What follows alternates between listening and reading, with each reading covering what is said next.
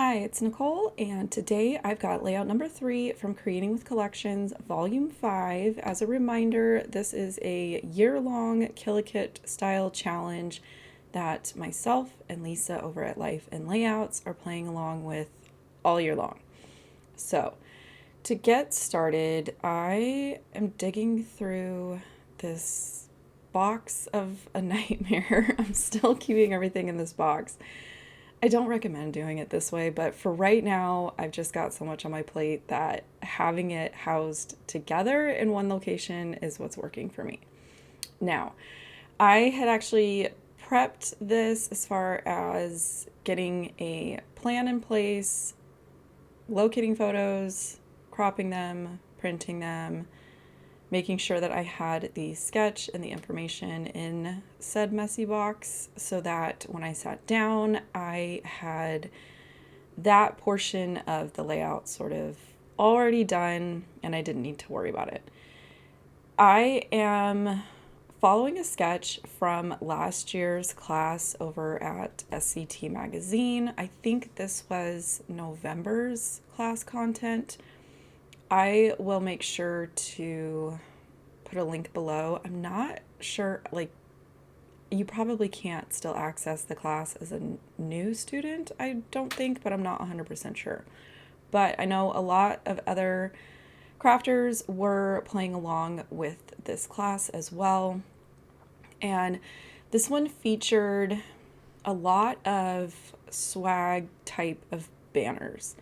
And for whatever reason, this is a design that I don't love. I love the look of it. I don't love the application of it personally, just because I have a really hard time making that shape. I don't know what it is. I will sit there and draw pencil lines over and over and over again, and they just don't look right to me.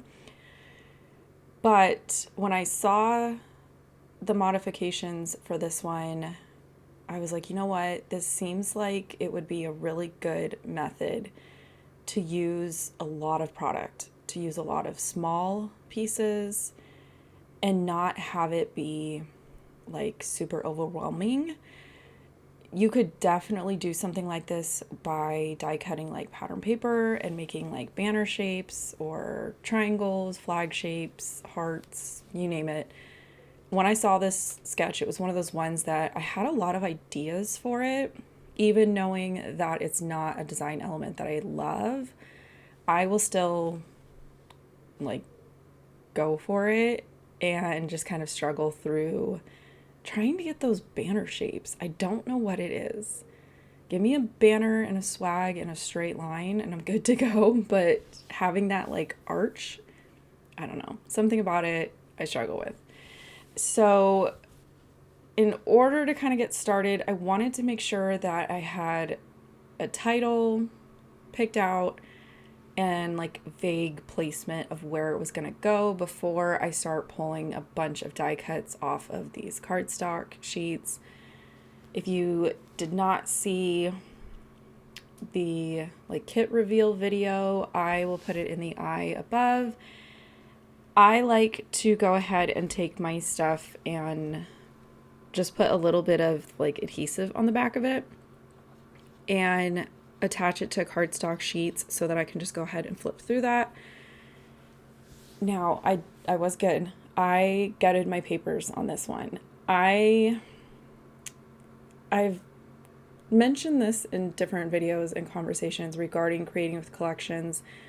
It's always a different experience for me, but some of the things that I encounter every single time is this internal struggle of, do I want to use this up or do I want to, gut it and stretch it and try to, the overall concept is you're trying to use up an entire collection. And in order to use it up, you have to use it. But knowing that I will probably end up with, I would say probably 20, if not more layouts by the time I'm done with this, I have that in the back of my mind as well. So it's almost always in the beginning, like the first, I'd say 5 or 6 layouts, where I'm still debating with myself on how many like large pieces of pattern paper do I want to quote unquote waste on a layout? It's 100% not a waste. I loved these papers together, so I found a solution to just gut the inside so that I have those two most background patterns available to me, and I'm using up the majority of that aqua stripe. I'm okay with that. Future me, when I'm hitting that like 15, 16 layout mark, we'll see how I feel. I can already tell that I'm avoiding a lot of the like icon sprinkle type pattern papers, so that's in the back of my mind. I think with this one, I might do like 3 layouts at a time that I sort of prep and plan and come up with a loose plan of attack. And within those 3 layouts, I usually try to have like a focus. Sometimes it's, okay, let's focus on stuff that I don't like and try to get creative in using it in a way that I do like it, or let's focus on, my absolute favorites. This one I would say is a little bit more of a focus on some of my favorites. I absolutely love that a lot of these icons were repeated, and they were repeated in all of the colors so that I could do rainbow things like this. This was what was in my brain when I saw the sketch and the class content. I thought this would be so fun to take a lot of these little tiny elements and get them used up. And even with as many that I got on here, I should have counted. I know Lisa counted hers because she told me. I haven't seen her layout yet, but she did tell me how many embellishments she got on. So I need to count mine. Maybe I'll count them when I get done with the voiceover and I'll put it on the screen or something. Even with as many that I got on here today, there's still so many. I think I used all of the stockings and I was okay with that. There's other stockings included in the collection overall. There's so many different things to be able to build scenes with that if I don't have a stocking, I'm okay with that. I think I used a fair amount of the ornaments. I still have ornaments left over.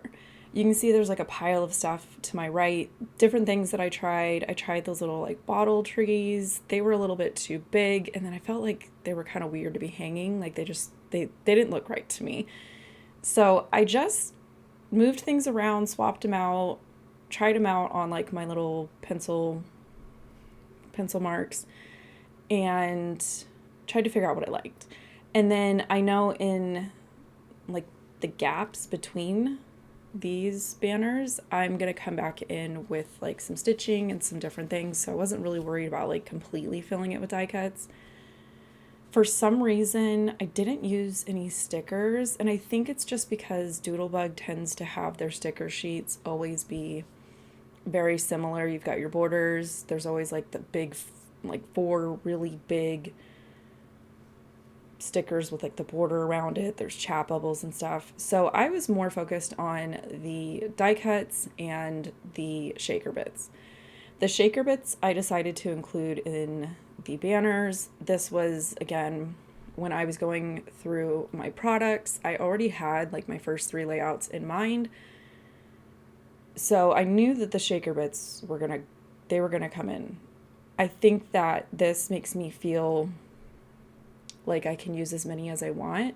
Whereas the enamel packs, yeah, there's a lot in there, but on a design like this, I would probably talk myself out of it because I would tell myself that I'm quote unquote wasting.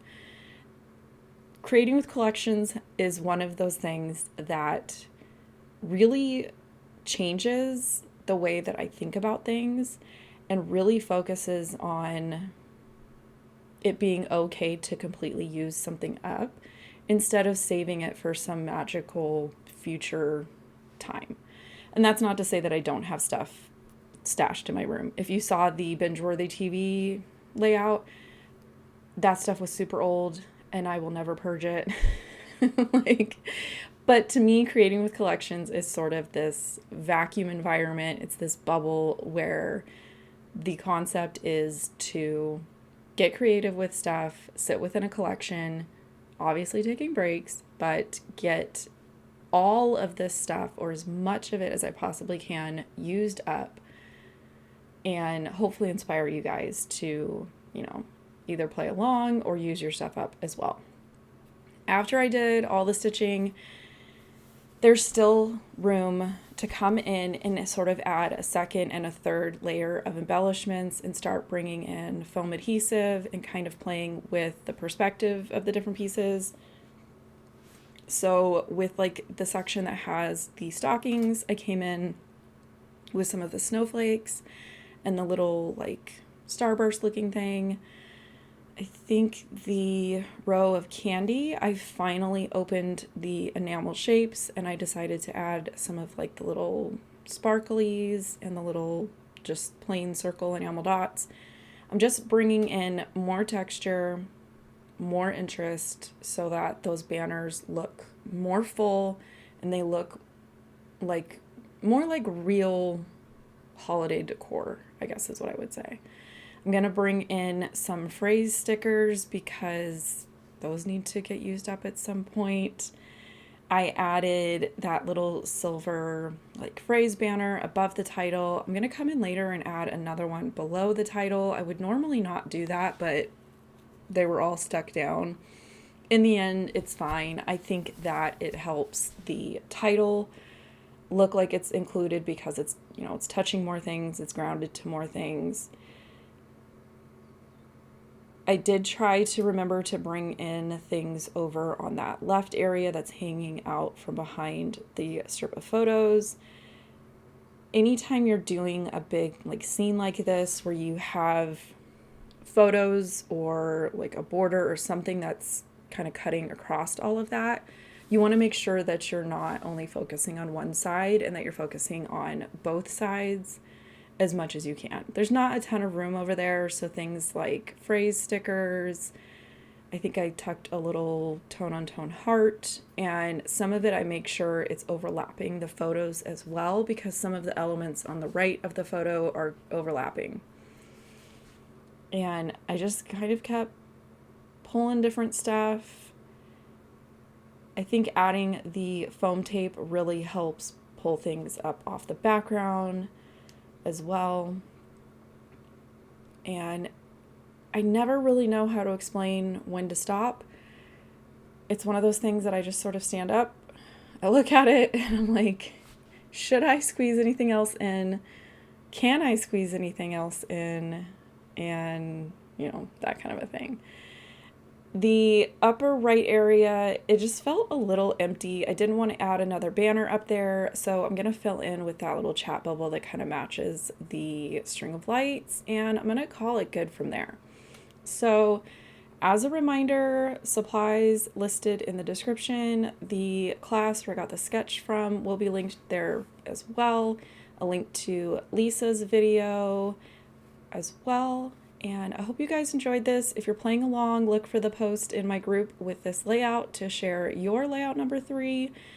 And hopefully you guys can find something else to watch. Subscribe if you haven't. Make sure your bell notification is turned on because I don't post on a regular schedule. It's always a surprise. And I'll catch you guys next time.